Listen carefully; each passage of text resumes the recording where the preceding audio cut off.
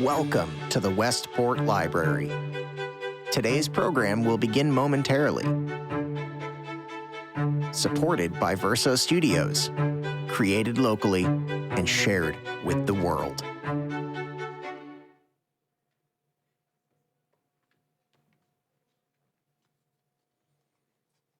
Good evening.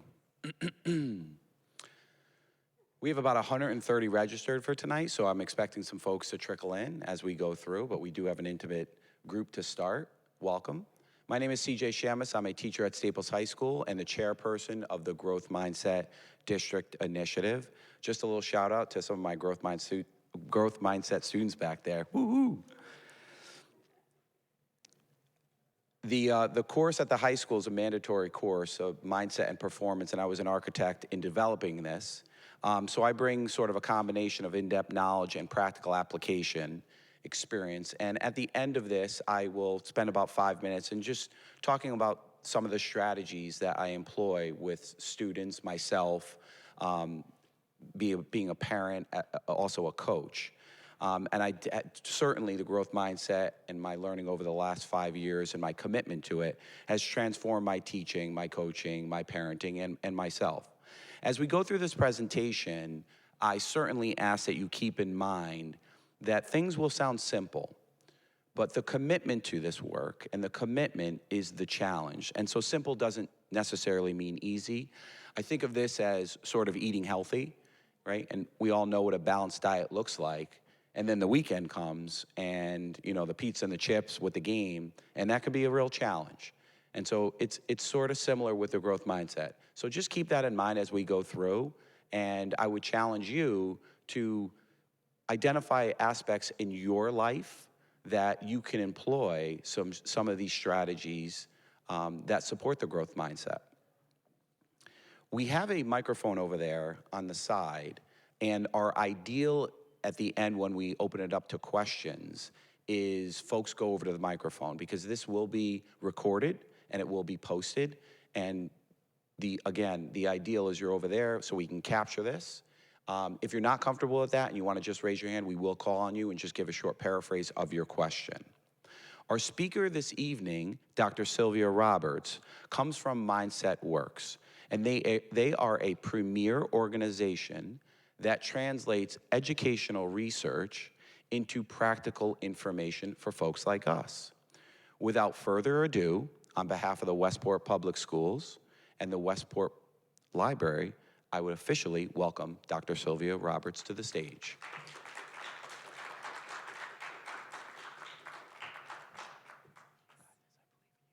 Thanks.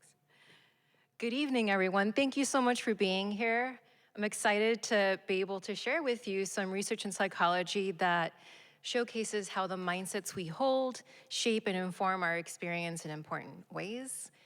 So I'm a researcher and speaker with Mindset Works, and let's get this started. So a little background on myself. Born and raised in White Plains, New York, which is about 45 minutes to an hour from here.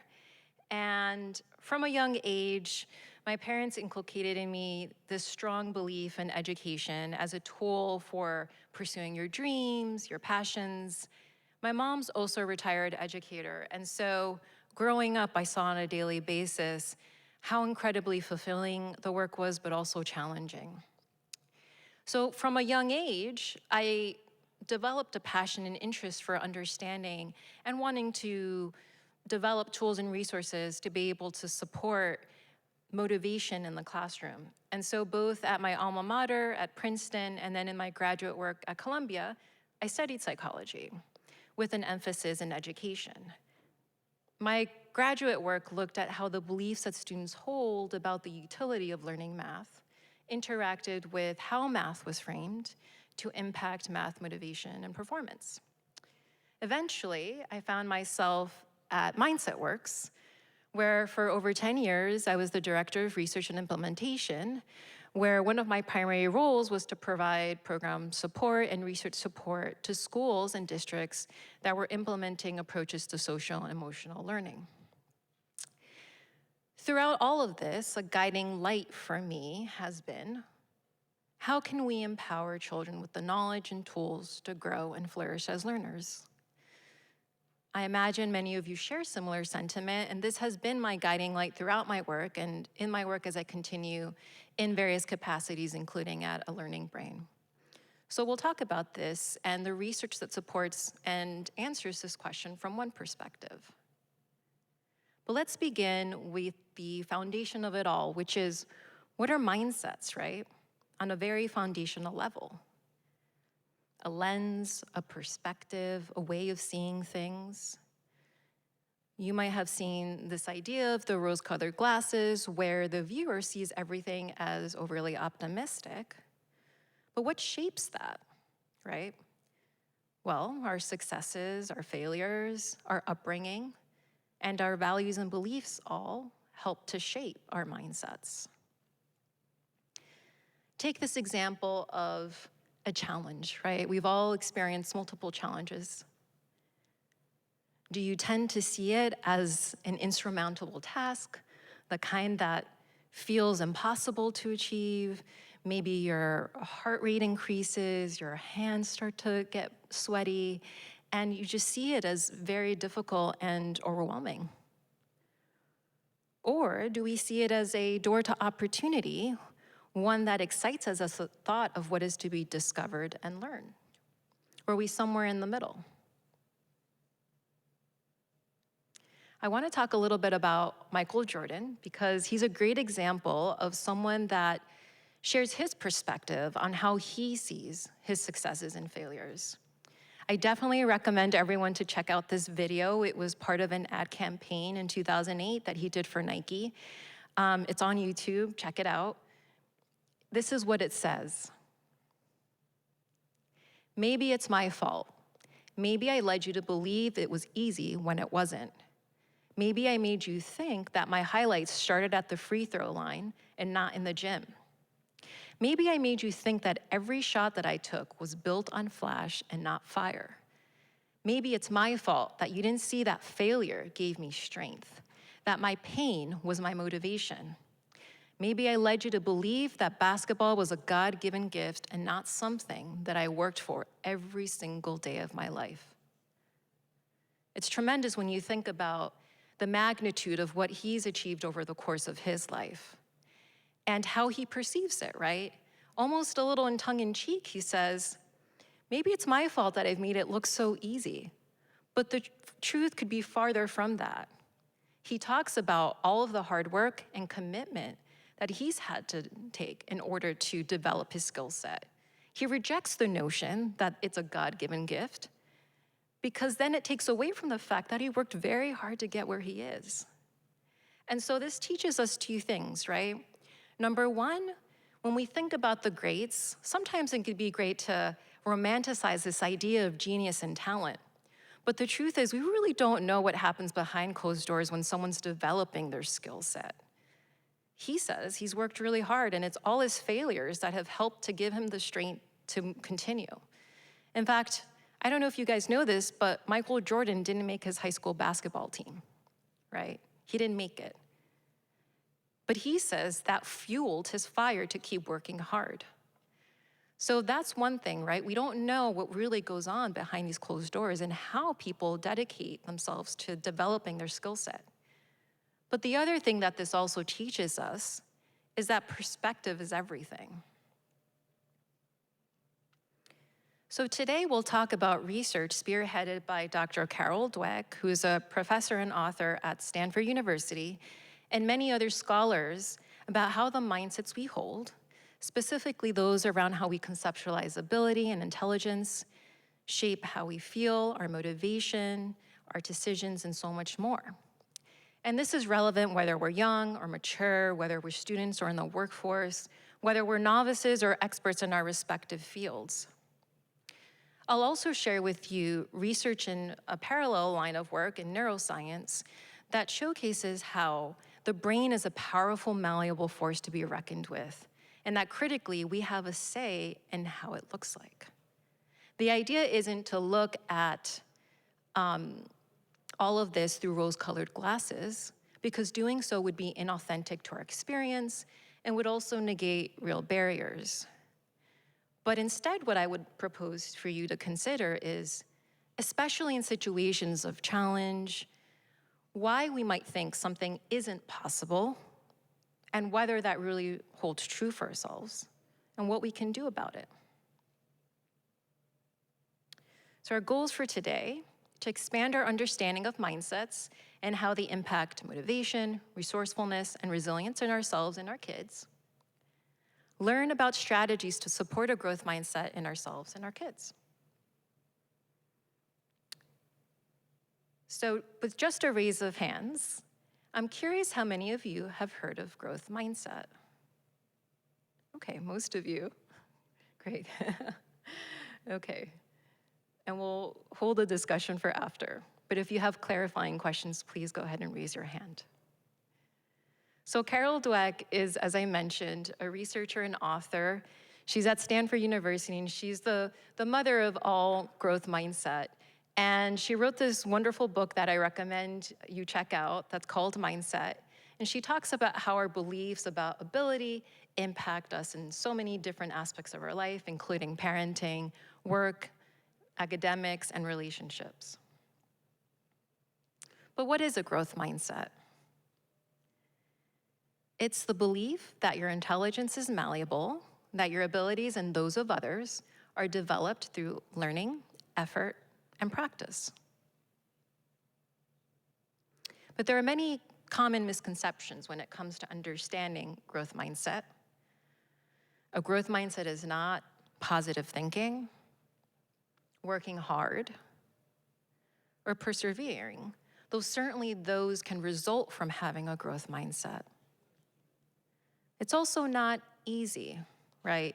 The way that we like to think about a growth mindset is as a habit that you cultivate and develop.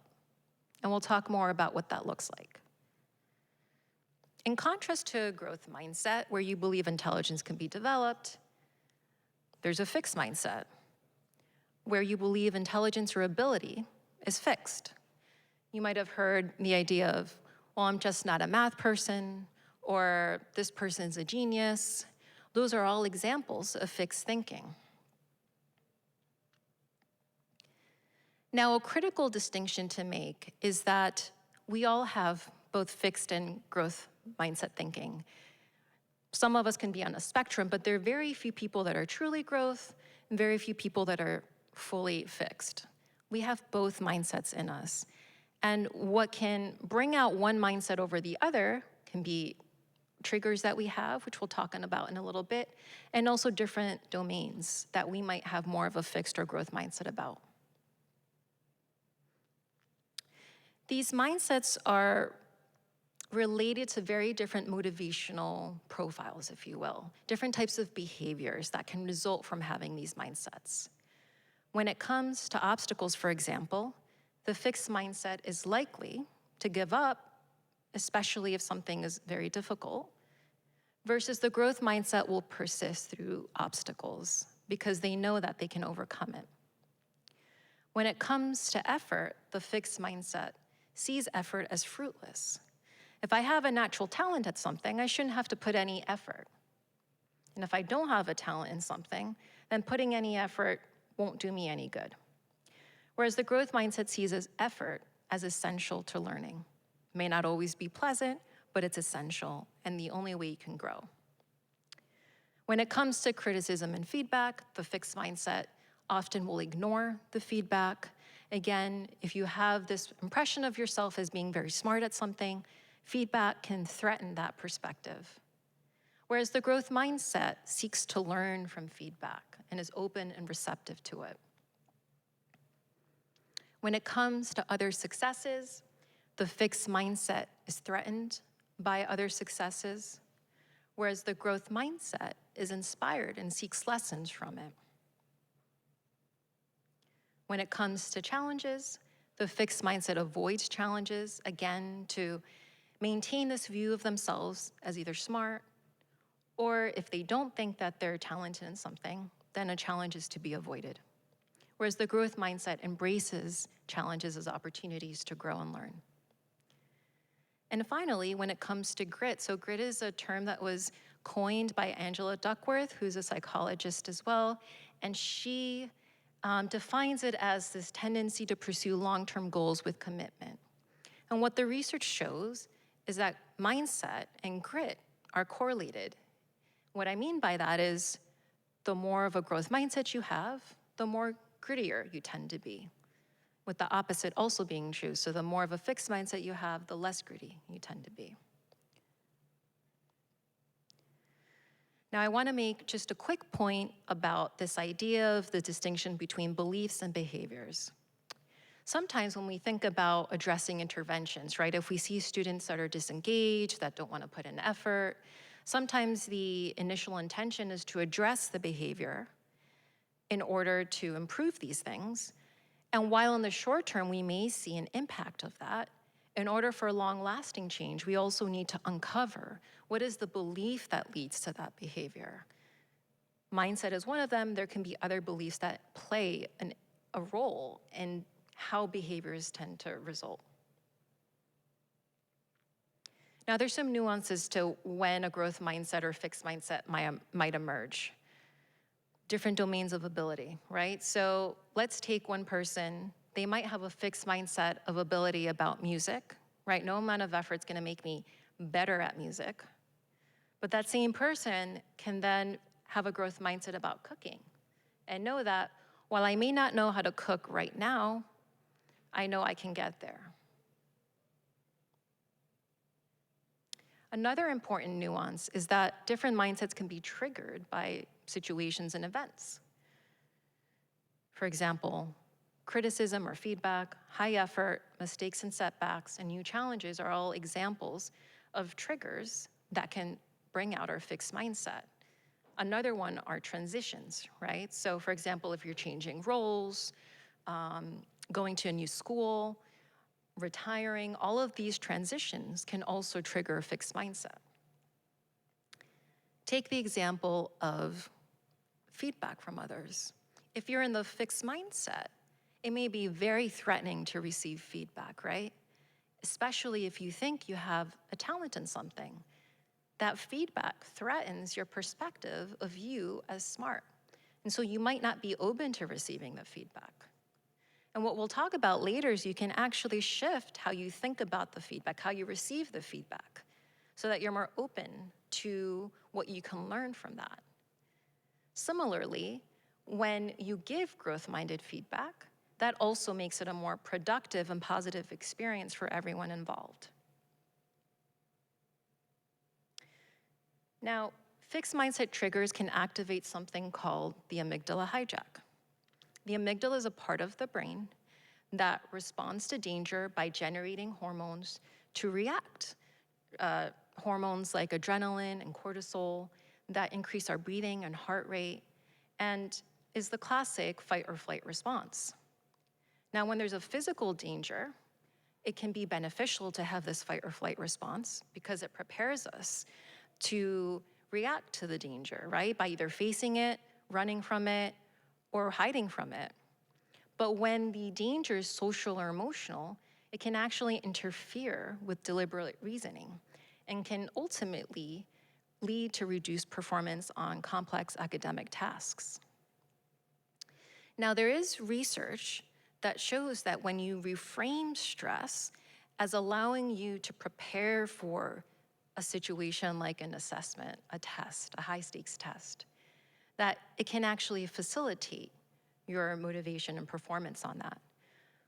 But you need to be consciously aware that you're doing it and put yourself in that mindset in order to be able to overcome the negative impact of stress.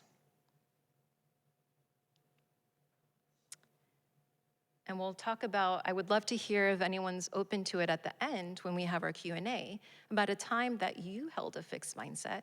What did it look, sound, and feel like? The example that I like to use for this is growing up, I had a fixed mindset about learning the piano. I have an older brother, always played beautifully. He always made it seem effortless.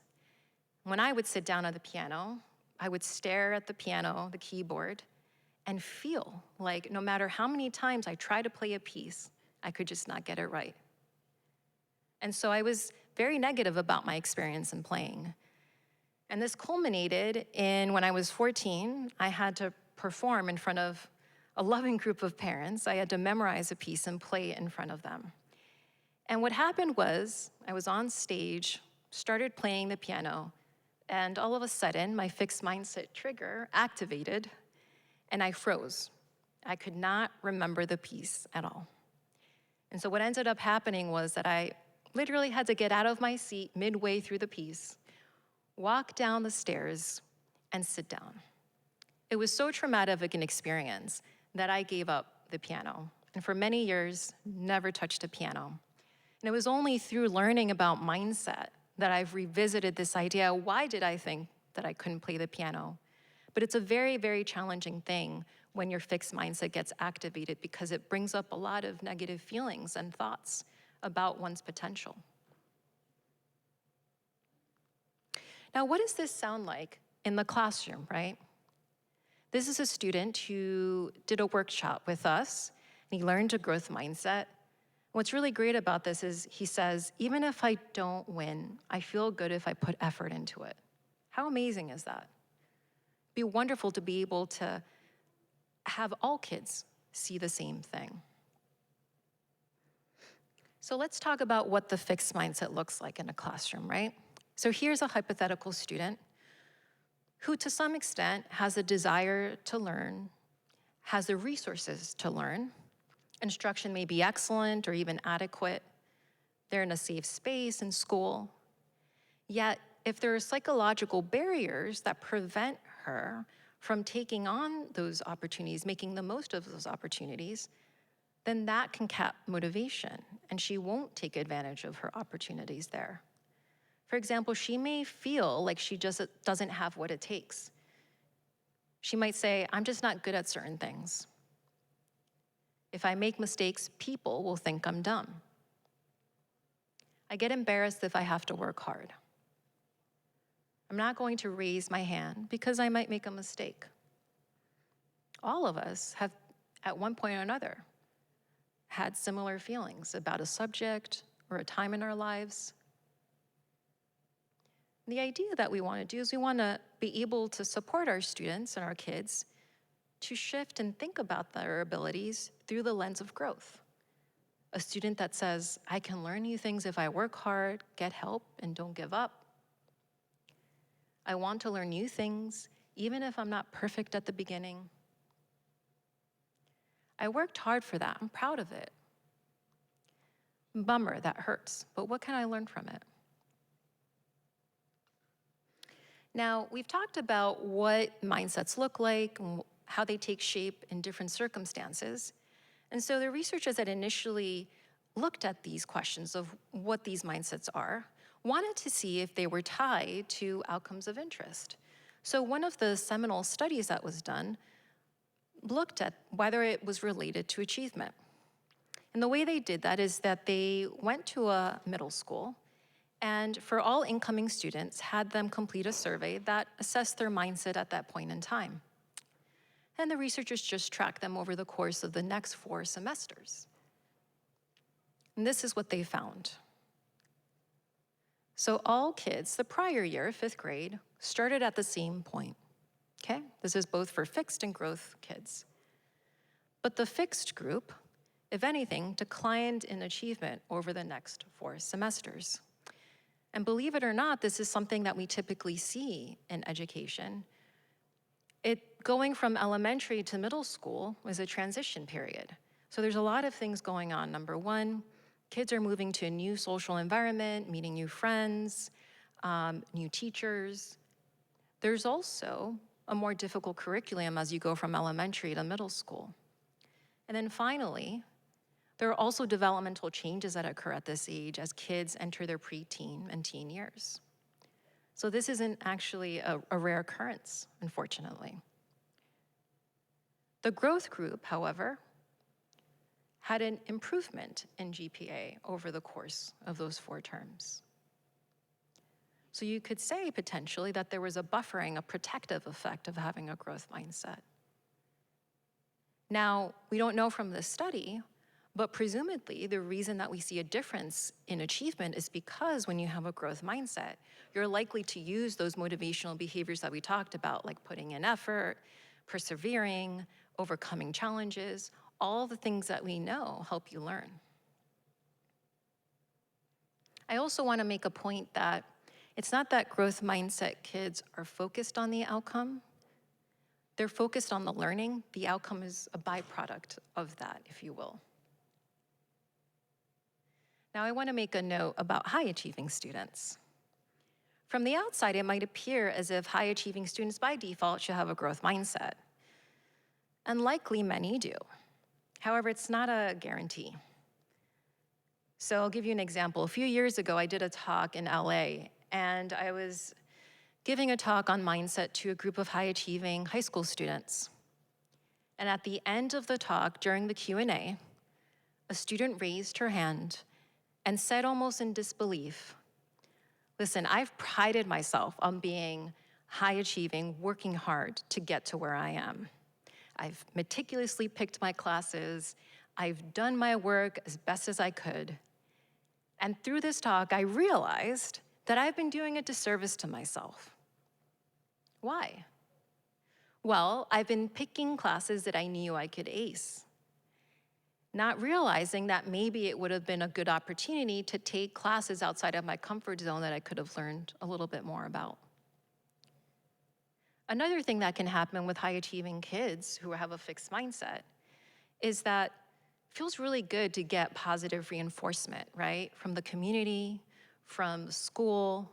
When someone tells you, "Wow, you're so smart, you're a genius, you're gonna go far," you wanna maintain that impression of yourself as really smart. So you're gonna do everything you can to maintain that. And what can happen is that it becomes a very transactional space where kids are trying to get out the A+, the perfect projects, and they're not focused on the learning itself, right? And so it can be number one, very stressful for them, right? If they're constantly aware, how am I being perceived? Am I being perceived as smart? But then also I need to make sure I keep up the standard that I've put for myself or society has put for myself. One thing that I'd love to talk about in the Q&A is, what do you think is one of the biggest challenges for kids today when we think about their motivational behavior? So we know mindsets matter, but can we change them, right? And the short answer is yes, we can. And believe it or not, the way that we've been able to develop interventions geared for students stems largely from a parallel line of research in neuroscience about how the brain develops and grows. And so we'll talk about what that is and why it works as a way to teach a growth mindset. So neuroplasticity, let's talk about that. The brain is made up of billions of nerve cells called neurons in a complex communication network. The cells talk to each other using chemical and electrical signals. And research has shown that the generation and growth of these networks continues throughout life. We actually used to think, and it continues to be the case, that a lot of growth happens in early childhood. But what's fascinating is that these growth of networks continues throughout our life, even as adults. How much they develop depends on experience, on exposure to new information, effort, and practice. One metaphor that we use a lot that relates to this idea is that the brain is like a muscle. You exercise it, and when you exercise it, it gets stronger, right? The connections between neurons get more efficient, the messages travel faster. A lot can happen about how the brain changes when we learn something hard and new. And you could imagine, in the same way that when you exercise your body, you get stronger, when you don't exercise it, you lose that. So when you're in a fixed mindset, imagine not taking on challenges, not learning new things. Then your brain can't get stronger as a result of that, and it becomes a self-fulfilling prophecy. So researchers decided to use this research findings from the field of neuroplasticity to serve as a way to teach kids a growth mindset in a tangible and engaging way. And so they created this article that talked about all the ways that the brain is plastic and changes with learning. They had one group of kids that learned about this through reading that article over a series of workshops, and another group, that was the control group, that learned basic brain facts but didn't learn about the neuroplasticity of the brain. And this is what they found.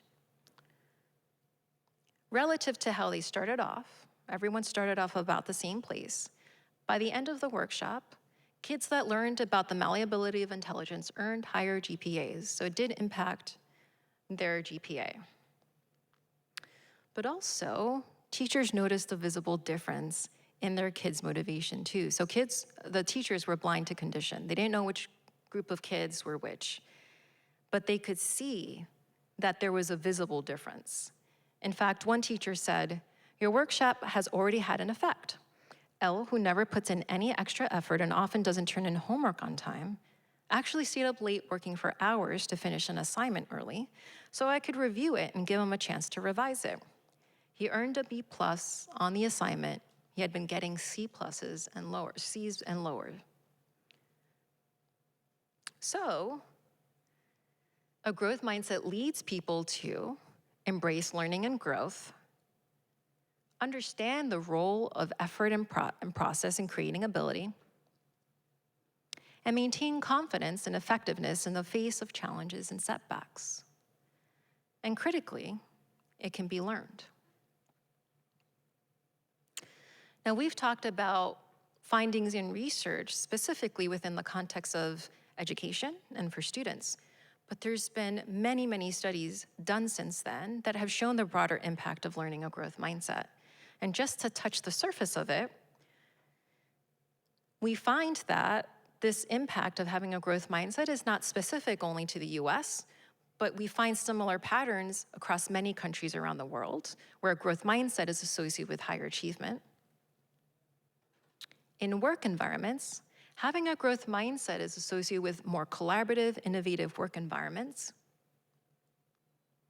Within the field of sports, one study found that soccer players with a growth mindset perform better. And interestingly, this was amplified when their coaches also had a growth mindset. In the realm of politics, those with a growth mindset, and in this study, it was defined as those that see someone as having the capacity to change. They were more likely to engage in peace talks for groups in conflict. When it comes to well-being, one study found that those with a growth mindset was associated with lower psychological distress and greater active coping. And then finally, across the lifespan, we see that having a growth mindset is associated with greater cognitive gains in older adults. So it really is quite expansive when we see the benefits of holding a growth mindset. But what can we do about it, right? Let's talk about what are some things that we can start to do to support them in ourselves and our kids. Because imagine if we want our kids to adopt a growth mindset, we also need to model it and believe it ourselves as well. So it starts with us. So one thing we can do is recognize your fixed mindset voice, right? That voice that has been working under the surface for years without us even being aware it's there, right? Because it's almost like this automatic voice that tells us things like, I'm just not good at certain things.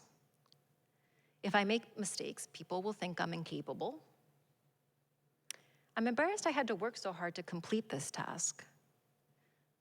I'm not going to volunteer for this because I might make mistakes, right? These are common thoughts that we have when we're in a fixed mindset. So the first step is just being aware of when that fixed mindset comes to play. And shifting it over time to finding your growth mindset voice. Things like, I don't know how to do this yet, but I can learn if I put my mind to it. Mistakes are a normal part of learning and growing my abilities. I'm proud of how hard I worked to accomplish this. Ouch, that was disappointing, but what can I learn from it? Something else we can all do is to identify those fixed mindset triggers. And this one definitely takes some time and reflection over realizing where are those situations in my life where these triggers really come into play. For example, is it when I get feedback or when I give feedback? Is it in high effort situations? When I make a mistake or have a setback? Or new challenges, right? Related, when it comes to feedback, feedback is an important part of communication. We want to be like this young lady with active listening, open ears. But sometimes getting feedback feels like we're receiving it from this guy through a bullhorn. And sometimes we may even feel like this little guy, where we just want to cover up our ears and not hear the feedback. When our fixed mindset is triggered, it can be really, really, really hard to be open and receptive to feedback. So how can we shift it to more of a growth mindset? And why is it important? Well, when we seek and hear feedback with a growth mindset, you can ask for feedback from others often. Make giving feedback rewarding and not painful. And be specific about how you plan to address the feedback and follow through.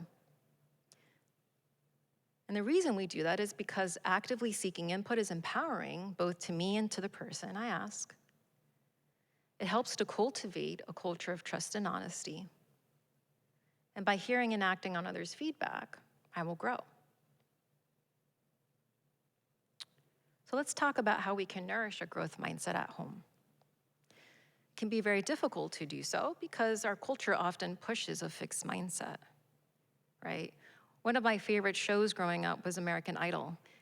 And often when the judges compliment the singers, one of the first things they'll say is, wow, you have a special talent for singing. That's a fixed mindset in progress, right? And we hear these messages on a daily basis. This is a colleague. A colleague took a picture of a store. She went into a store and found these t-shirts. Why try harder? I'm already number one. Or cooler than anybody here, right? So we are constantly receiving messages in society that push this fixed mindset. And why do we want to create a growth mindset culture at home and around us? Well, it's a space where people feel safe taking on challenges and making mistakes. And mistakes are important. They're critical for learning and success, right? We might think success should look like this, a nice straight line going up, when the truth is success looks more likely like this, with every twist and turn representing a setback, an obstacle we overcame, some learning. And why is it important to do that? Well, if we stay in our comfort zone, then we remain stagnant. Stepping outside of our comfort zone is where the magic can happen. Zaretta Hammond is a former educator, and now she writes on the topic of motivation. And one thing that she talks about that we can do to give growth-minded feedback to our kids is to communicate both personal warmth towards students, while at the same time having high standards for them. So for example, that would sound like, I have high expectations for you, but I know you can work towards them. This is a type of growth mindset feedback because it cultivates a sense in your unlimited potential and that I'm here to support you. And in fact, there's research by Claude Steele that shows that when you combine these two components, the high standards and the belief that you can do it, that kids are motivated and they end up doing better because of that. Let's talk more about what growth mindset framing and feedback look like. And is all praise good praise? If it's positive, it's good, right? We'll see. Now, one study that was done looking at the effect of different types of praise had two groups of kids. One group got intelligence praise. Wow, that's a really good score after doing well on a set of questions. You must be smart at this. That's what we call intelligence or person praise, because inherently underneath that is this idea that you as a person are smart. The other group of kids got process praise. Wow, that's a really good score. You must have tried really hard. That was the only difference between the groups. It was one utterance. And then what the researchers wanted to see was, how do kids react to different scenarios based on the type of feedback they got? What they found was the type of praise matters. When children are praised for their process, they are more likely to choose challenge, where they can learn from, and rebound from difficulty, from failure. Whereas even one instance of intelligence or person praise can result in less challenge-seeking and rebounding from difficulty. So when we say, you're the best, well, it's well-intentioned. What kids hear is, if I take risks and make mistakes, I won't be the best. When they hear, you will get this right away, they say, if I can't learn other things as quickly, I won't be viewed as smart. And finally, don't worry, it's gonna be easy. They hear, I don't wanna look like I've had to try hard. So how can we reframe, right? And one of the things that maybe many of us have done, I've certainly done it, is to say, it's okay if it's too hard for you. Not everyone is good at insert subject, right? It's well-intentioned, especially if we see our child struggling, someone struggling. It's hard to see them feel that way. And so in a way to comfort them, we say something like that. But what ends up happening is that sometimes kids will become strategic about that and say, hey, if I've struggled to do this, then I should give up because I'm not good at that. Instead, what we find is effective is to demystify the process of learning and understand that learning something hard in you is hard. It's a process.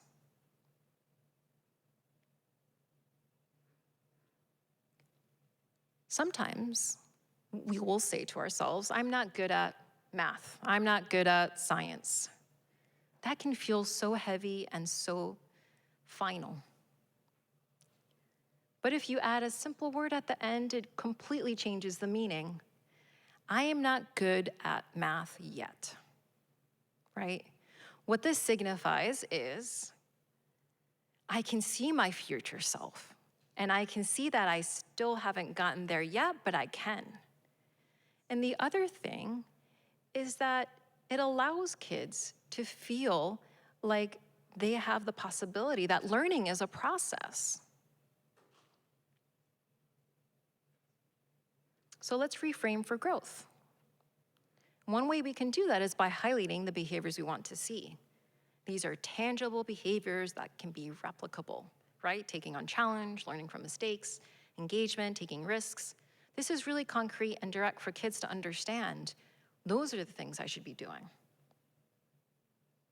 So let's talk about distinguishing between fixed and growth feedback. Fixed feedback would be, great work, you're a natural at this.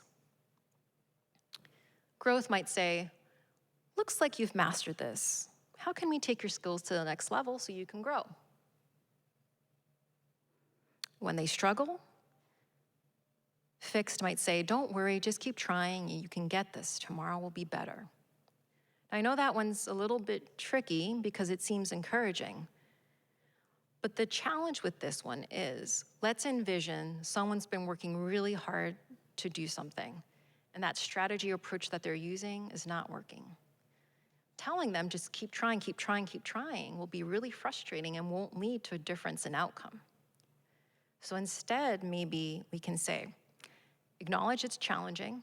That just means you can learn from it. Let's think about a strategy. Maybe it's time to switch it up.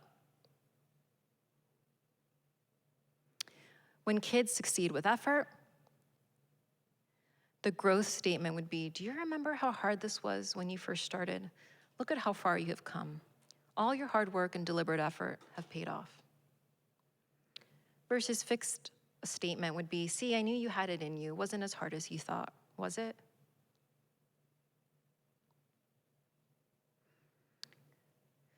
Now, there are other examples. I'll do one more, but we'll post up the talk so you can see the different examples. You did a great job on your essay. I really think you have a talent for writing. How can we shift it to growth? Well, we might say instead, you did a great job on your essay. The examples you picked and rationale you used to argue the main point were compelling. It's specific and it discusses process, things that kids can replicate. And here are a few other examples.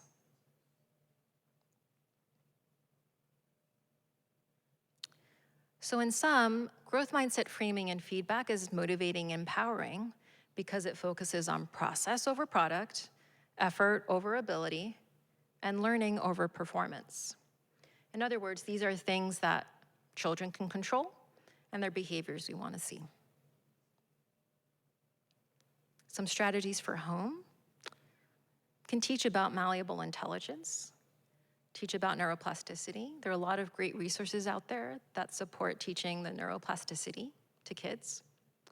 Also highlight the role of challenge in learning and growth. And this one is a big one and something that you can start right away. Give growth-minded feedback. Focus on process, effort, learning and growth, and in the value of learning from mistakes. And articulate high expectations and high confidence in your children's capacity. And finally, the power of yet.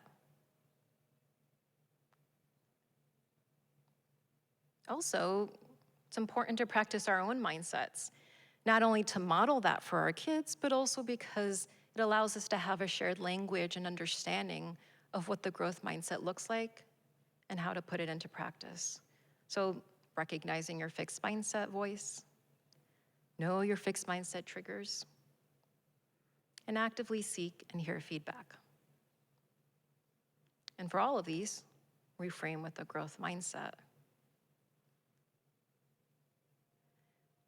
One last thought. Thank you so much for being here today. When I think about the growth mindset, I think about it as a scenic journey with some storms and obstacles along the way, but that also reveals to us a path of self-compassion, discovery, and growth. I hope you guys have some tools that you feel you can use and start implementing. It's by no means a silver bullet, but it's definitely something that you can start working on and supporting with your kids and with yourselves. So thank you guys for being here tonight. And we'll open up for questions soon, but I believe that CJ wants to say a few words too. So thank you guys. Yeah, yes. Thank you, Dr. Roberts. Just to add on to these strategies, having practical experience working with high school students, working with my children at the elementary age of 9, 7, and 4, soon to be 5, as a coach with athletes and myself, one of the things Dr. Roberts had mentioned is, encouraging you to do this work for yourself. And I definitely feel as though that is mission critical to support someone else's growth mindset, is to really build up yours. So I'm gonna sort of pull the curtain back a little bit and talk to you about some of the strategies that I've used with my students and frankly, how I developed this course. And we developed the course off of these 5 situations that your mindset has the greatest impact on outcome. Dr. Roberts alluded to them in terms of fixed mindset triggers, and they involve effort, obstacles, setbacks, failures, all saying the same thing. I refrain from saying failures often with kids because they hear destination, like I failed it, that's it, it's over. Criticism or feedback, and the performance of others. And so that's really where I live with growth mindset, is these 5 situations. So just circling back on praise, again, to really drive this point home, when we give intelligence or ability-based praise, it really links, folks hear that and they link it to their identity. It's, I'm so smart. You said I was a great athlete. Now I have to look that way. And so they're less willing to take on challenge, and we know challenge is critical to growth. I think the other thing with feedback and praise is we need to remember we praise, and we do this often as parents, so that our children continue their behavior. I find one of the biggest challenges with providing effort-based praise and not getting caught up in the intelligence-based praise is when your child surprises you, when you're taken back by how quick they learn something. And it's an instinct to be like, wow, you're such a fast learner. You picked that up so quickly. And I think when we do that, it's be mindful of it, catch yourself, and then reframe it and show appreciation for what it took to get there. Also, in terms of providing that effort-based praise is I would encourage you to give yourself effort-based praise. You know, what I try to do is not after a successful day or something that I feel accomplished, is not to say to myself, oh, you're the best, you're the man, oh, I'm so special. But to really think back about my sacrifices, my effort, and that is my differentiator. We talked about the power of yet. We use the power of yet typically with elementary school children. So we add that when they're saying, oh, I can't do this, can't do it yet. I'm doing that with my 4-year-old. We have a little thing after dinner. We ask them to bust their table. So they have to take their plate, bring it to the trash. They have to scrape off what's left into the trash and bring their plate. Now, my 4-year-old, soon to be 5, she'll correct me, is not yet big enough to put that plate in the sink. You know, if she does, it's gonna drop and shatter. And so it started with, well, Dad, I can't do this. Oh, no, you can't do that yet. Yeah, do you need some help with putting your plate in the sink? Yeah, I do need help with that. And so we begin this process instead of her being defeated by, oh, I just can't do any of it. Oh, no, you could bring it over there. Oh, you could scrape it. Oh, let's go to the sink. Daddy will help. This idea of power yet is really about positive self-talk. So I set a standard. It is my standard. It's a standard in our home. It's a standard in my class. It's a standard with my teams that I coach, that we don't give ourselves negative self-talk. It's only positive self-talk.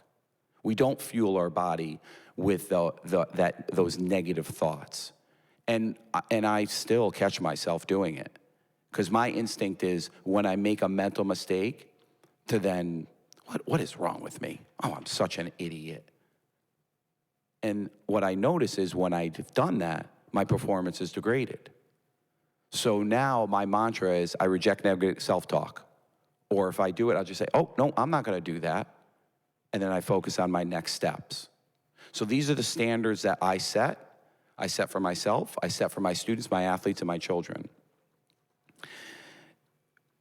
An entry level, this power of yet, I would say is an entry level lesson to teach. I also use this entry level formula for improvement, which essentially is effort plus practice equals improvement. That is the recipe. And so what I'll do with my children, and I started teaching growth mindset when they were 4, and so Charlie now 4 to 5. We're talking about when she does something well, we talk about what action she took to get her to this place, and it relates to her effort and her practice. And now I start hearing my children, when they don't experience success, they'll out loud say things like, oh, I just need some more practice. You know, I haven't practiced enough, Dad. And they're recognizing that it's not that they won't be good at someday, it's that they're not good yet because they haven't put in the practice. And I'll whisper in at 4 and 5, and I'll be like, that's your secret. That's your secret recipe to improving. It's effort and practice. That's my secret, Dad? Yeah, that's your secret. And then we get buy-in at an early age. Process versus product. When I first started learning about growth mindset, I was under the impression that the product then didn't matter, that we should just focus on process. But the product matters, right? The grade does matter. It does represent learning. The outcomes do matter. What the outcome does, what the product does, is it validates or invalidates the process. So when the outcome is not desired, it doesn't align to your standards, it doesn't align to abilities or capabilities, we just look to process. How do we prepare for this? And when you develop, I would suggest when you develop a robust growth mindset, that is the default. The outcome is not what is desired, and it's immediately looking at process and what you can do that is actionable to change process. The performance of others, this is a new thing that I've added in as a strategy, and I am finding, and it's clear and evident, my children are teaching me lessons or reteaching me lessons, but there's very little value in comparing yourself to other people. And I fundamentally think this is one of the issues we have with social media, what kids have with social media, is, a lot of that is it's fake. And they see it, and their instinct, our instinct, is to compare ourselves. And so with a growth mindset, the performance of others matters in these capacities. You could be inspired, motivated, or learn from others. So a conversation in our house right now is, why does our 9-year-old get a different bedtime than our 4-year-old? And instead of saying, because daddy said so, which is the instinct, we talk about what's the right thing for you at your level. We want to view our challenges as opportunities. So I'll divulge one of my fixed mindset triggers. We all have them. I say we all, in our earlier session, we had a little baby in the back. And when it was my turn, I said, we all have a fixed mindset except one person here, that baby. See, the fixed mindset is something that we learned. So if you think about when you're raising your kids and they're learning how to walk, they're learning from crawl to popping up, how many times they would fall. And think about their reaction. They were never defeated by that challenge. They would pop right back up. Actually, what I did with my first child is I was trying to catch her when she was falling. My wife was like, what are you doing? Well, I don't want her to hit the ground. Let her hit the ground. She'll be okay. And so I was inadvertently teaching her a fixed mindset of, it's not okay to fall. Daddy's going to catch you. And what we have to recognize is there's a significant value in them falling and them getting back up. But point is many times we teach people this fixed mindset. Our words matter, our actions matter.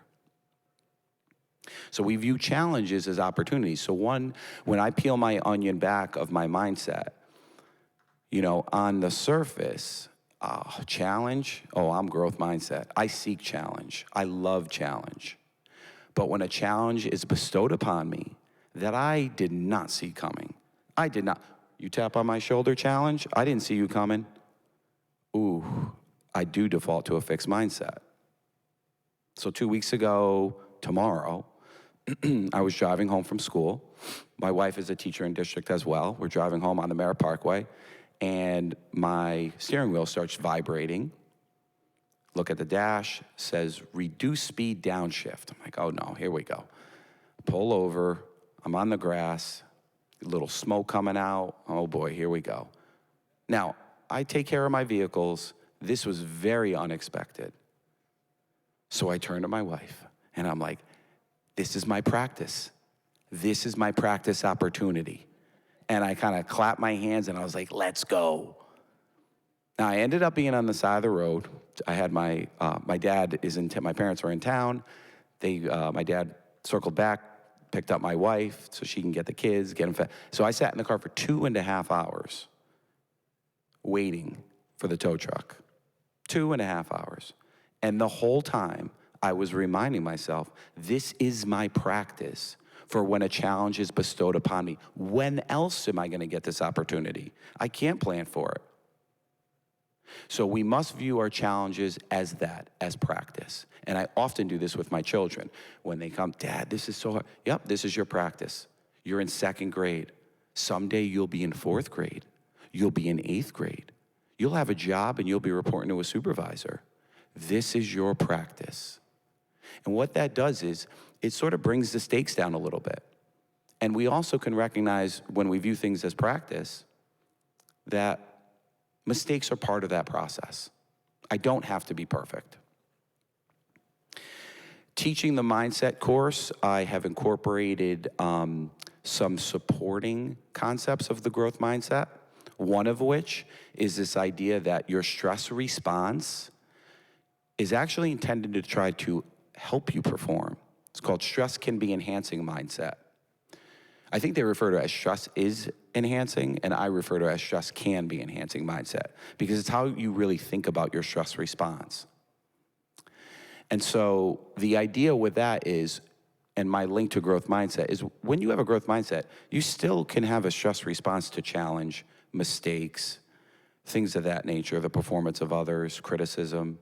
You still may have a stress response.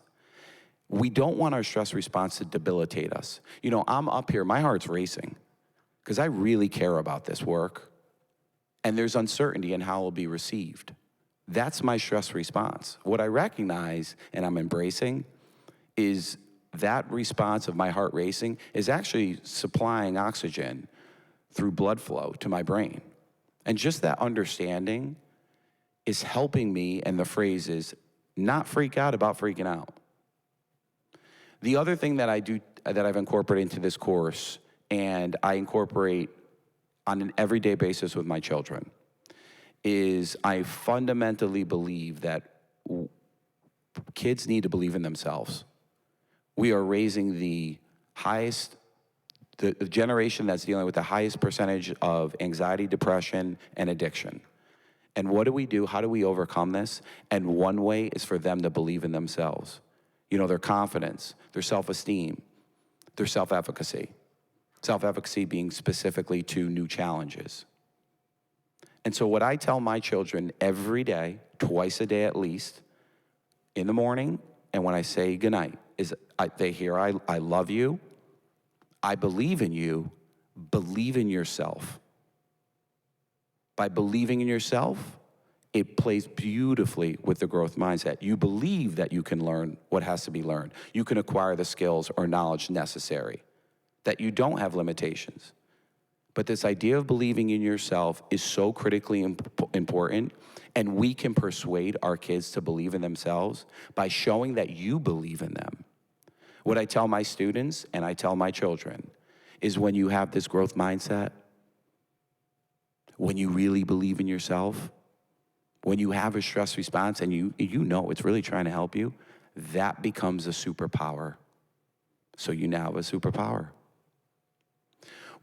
I appreciate your attention this evening, your intentional attention, and we would like to open it up to questions at this time. If anybody would like to go to the microphone, that would be great. If not, you could raise your hand and we'll sort of paraphrase your question so we get it on the recording.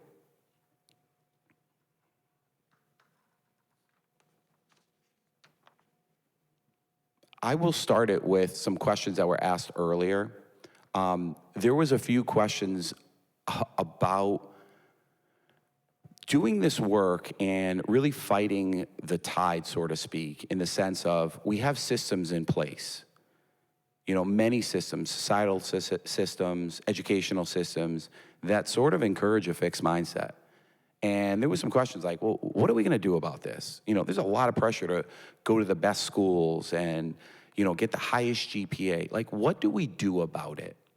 And so the work that we're doing we recognize that this is a big undertaking.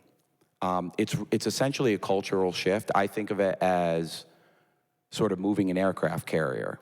Is you turn the wheel and you change course. And we're doing that. And that's this year. We're trying to build this common knowledge and understanding of the growth mindset with our educators, with our community, with our students. You know, we're just getting started on this work. And so that wheel has turned, our direction has changed. And we'll make headway, and we'll start making some serious progress in the next couple years. It will happen.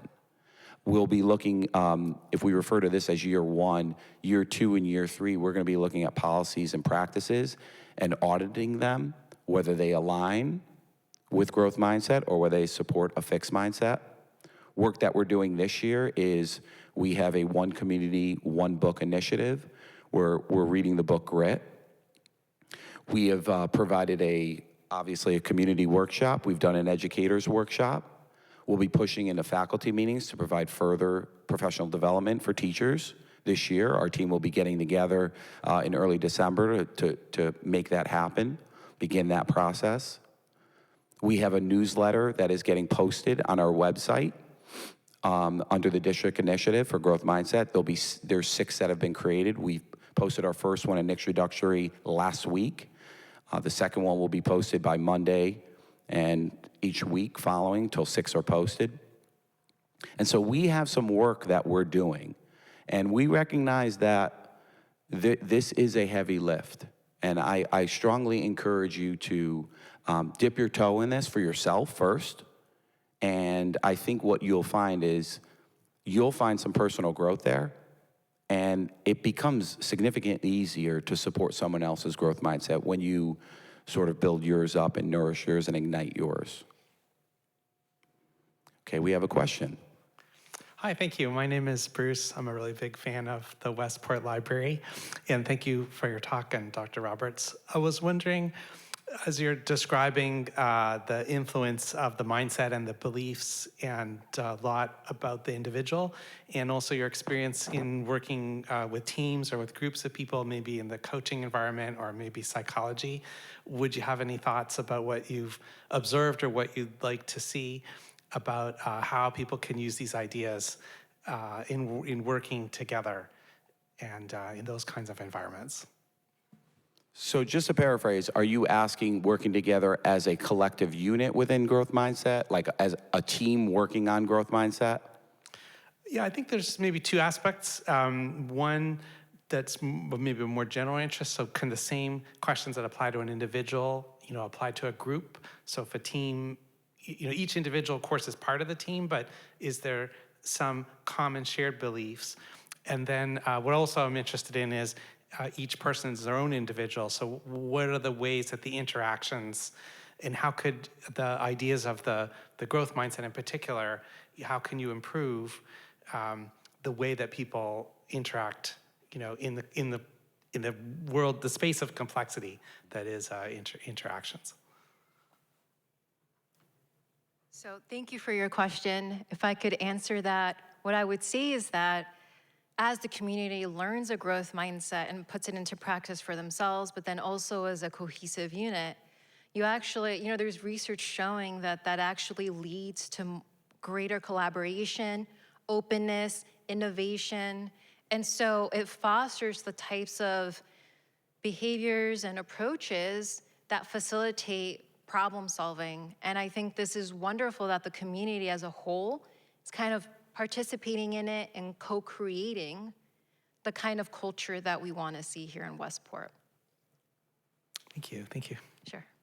Yeah, and I would just add on as a coach, one of the messages that I send to my teams is we call it a next play mentality, where you could really just break down the minutes of play and a mistake that is made on the court or the field. And, you'll see players make mistakes, and it really impacts those next few plays. And one mistake will lead to 2, 3, 4 mistakes, really because of their mindset.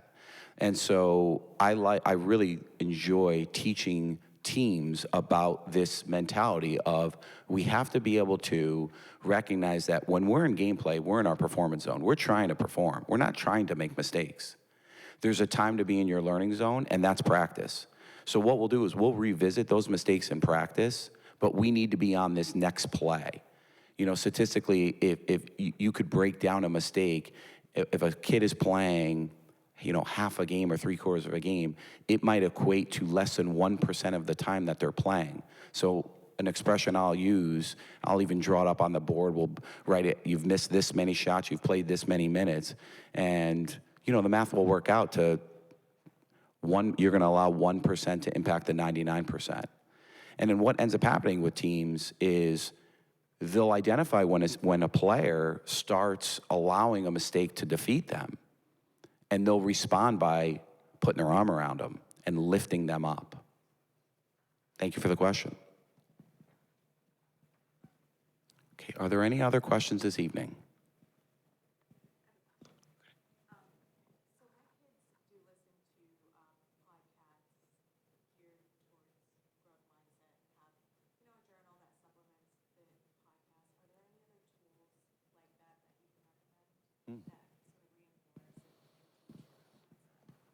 So the question was regarding listening to some podcasts and reflecting. I think journaling is fantastic.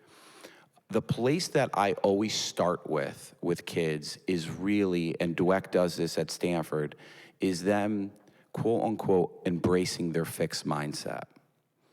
And that can be a tricky thing, because when you're embracing your fixed mindset, you have to look within, one, you have to peel the onion back for different situations. But you also are a little vulnerable in recognizing that, yeah, you have flaws, you have areas of growth. So that's one area that I start with. But I would say the best lessons for kids are their everyday lives. When you start looking at these situations that mindset impacts outcome the greatest, there is so many teachable moments throughout the day and so many opportunities to reinforce. And so I can't give you a specific of, if they did a different type of journaling or if they did a different type of reflection, but this idea of taking pause, being self-reflective, analyzing self, and really looking at it in an analytical way of, this is what I did, these were my actions, these are my thoughts, this was my mindset, and this is what transpired from it. I think just that awareness helps kids move themselves forward. The value, I'm a big believer that the value is people moving themselves forward more than us pushing them in that direction. We're here to support them, not necessarily push or pull them. Well, I'll also add to that by saying that the study that we spoke about with the workshop and teaching about neuroplasticity, that's actually pretty available online. It's a great workshop, article that they might, if it's age appropriate, and we've done this with kids as young as older elementary, that it can be a great conversation starter too. They learn about basic brain facts and the neuroplasticity of the brain. And what I would say to another resource, if you haven't already done so, there's tons of TED Talks, including one by Carol Dweck that's great. And so if they're older, that could also be another resource to share with them. But I think it's great that you're having them journal about that and having those conversations with them where you talk about what they've written, reflecting on that is a great exercise in practicing the growth mindset. Sure. Okay, other questions? Yes?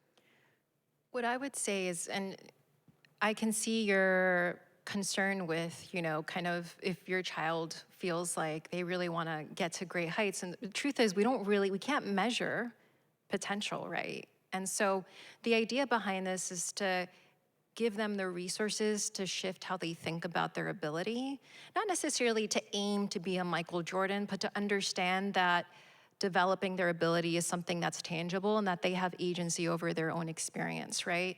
So maybe instead of thinking about it as, I want to be a Michael Jordan, it's maybe like, I want to learn how to play basketball, and just start there, right? And then see how it develops for him. Yeah, and just in terms of the balance, see, I'm big on, this is sort of the crux of the book, Grit, of passion and perseverance. So when I'm dealing with children, young and older, that have that passion and perseverance, I do tend to encourage that. And I appreciate your thought of how do you balance that with having realistic expectations. I think when people have that perseverance, and they push through and they have a passion, I do fundamentally believe that they'll see that light where maybe I'm not going to be in the NBA. Maybe, however, and I should say, they've learned such valuable lessons that that's going to be transferable to other aspects of their life, right? Versus avoidance. I don't think I could even do that. So I'm not even going to try. Appreciate the question.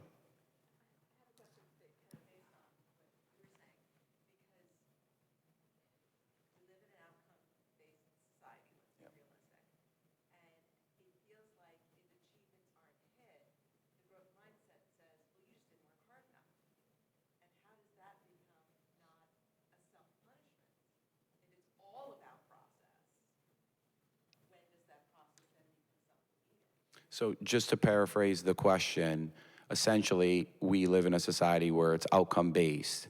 And the question is regarding if we're really focused on process, aren't we sort of turning a blind eye to the product here, to the results, when the results really matter? What I would say is, I guess I wouldn't argue that we don't care about the outcome, right? When you have a growth mindset, it's just your focus is more on the learning of it itself. The grades will come, and if they don't come, it's an opportunity to reflect on process, right? And so maybe it's reflecting on the strategies you use, maybe it's asking for help.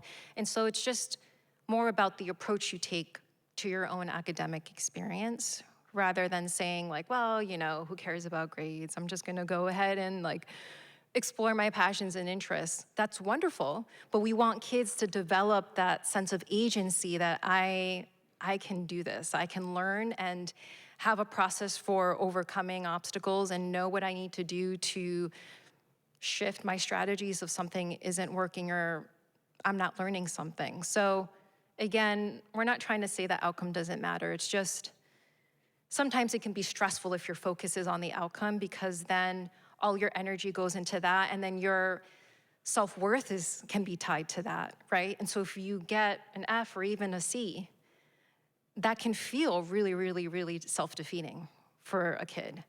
Instead, we're saying you're not the grade, right?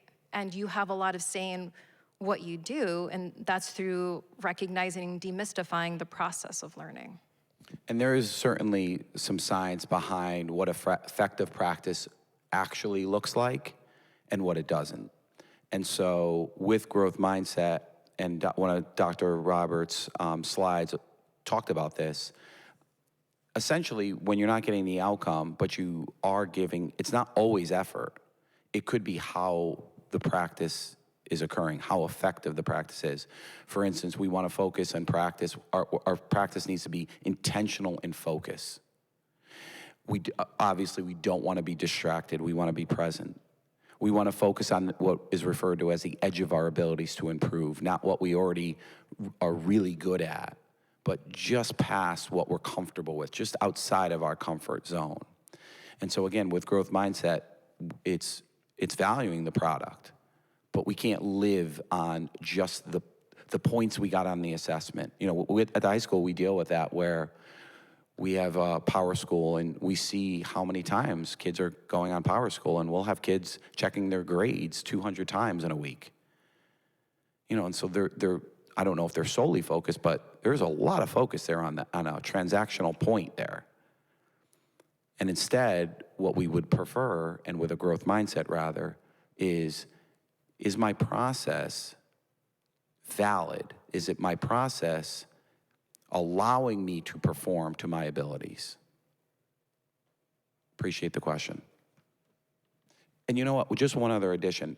One of the things about praise, and I think this is one of the really cool and neat things about praising process and focusing on process, it gives you a lot more opportunities to celebrate. If you're only celebrating the successes of whether the score on the test is what you thought, what you wanted or not, it doesn't give you many opportunities. I'm working with my young kids on spelling, and I've made a commitment to them. I've never asked them what they've gotten on a spelling test.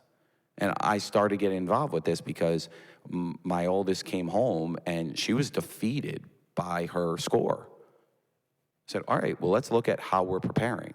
Are we giving effort? Yeah, Dad, I'm giving. Okay, so how are we practicing spelling? And so we came up with a little strategy for practicing spelling. And now my questions are on Friday, do you feel prepared?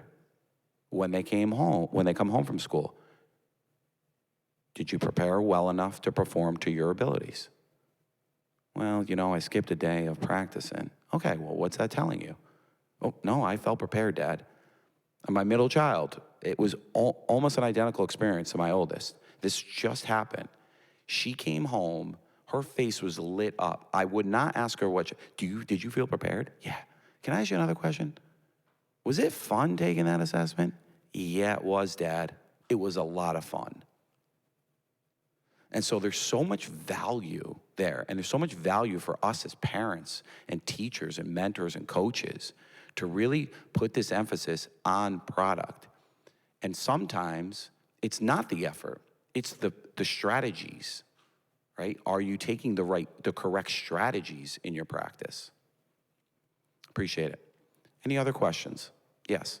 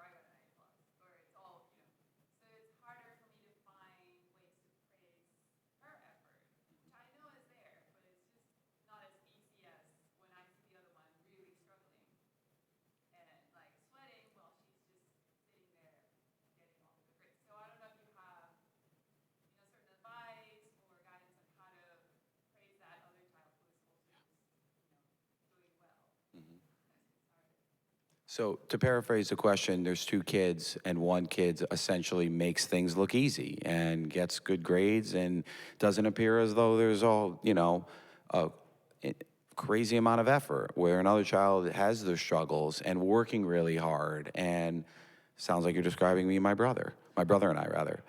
And so the challenge with praise will be for the child that makes it look easy and gets good grades without the extra studying. And so how do you provide authentic effort-based praise in those scenarios? I'm curious it was your older child, right? That seems to, it's your younger child that. My oldest one, he's the one who has to put in more effort. Oh, okay.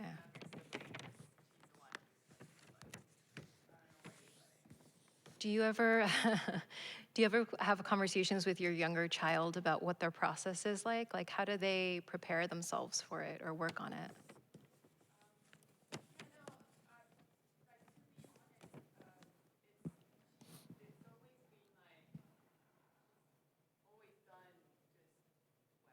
Mm-hmm. Now that she's in middle school, now she's starting to ask for a little bit of help with certain homeworks, or she'll come out of her room and actually work on the homework right where I am, either in the kitchen or but she's making it more visible. Mm. But it's not until now that that's the case, and so there are a few more opportunities. You did, it was great to see you work on your homework, for example. But it's always does it. It's not I don't see her really struggling. So it's just hard to find, yeah, for the effort and phase. Not yet, right? Yeah. Oh, you're so smart, or you did that so quickly. Well, so then I don't say anything. It's hard to find what to say. Yeah, and so to paraphrase that, it's just this challenge of wanting to provide praise and not being intelligence-based praise. I think my thought goes to the fact that kids need to be challenged, and there's some kids that, the rigor of school just fundamentally does come easier for them for what, and you might not see the effort that is happening in the classroom and the intentional focus and all that extra is happening during the day and maybe less at night. And so I would reframe a little of the thinking in that it sounds like you want to just make sure that the child that things are coming a little easy has some challenge in her life. And so that's what I would be looking for, is providing opportunities for that child to move outside of their comfort zone. And that's where their growth will be. And it may not be in academics at this point in time. I was going to say the same thing. I think it's just an opportunity to introduce some challenge, like, oh, that was, easy for you. Let's find you a challenge where you can grow and learn from. So that's a starting point. And then from there, being able to guide through the kind of feedback that's around process. Thank you. Okay, other questions? I think we're out of time. We have the official. Okay, they're wrapping us But up. thank you guys so much for your questions. Thank you. Thank you, everybody. Thank you, Dr. Roberts. Hope everybody has a great evening. We're going to stick around here for a couple extra minutes for any final questions. Thank you so much.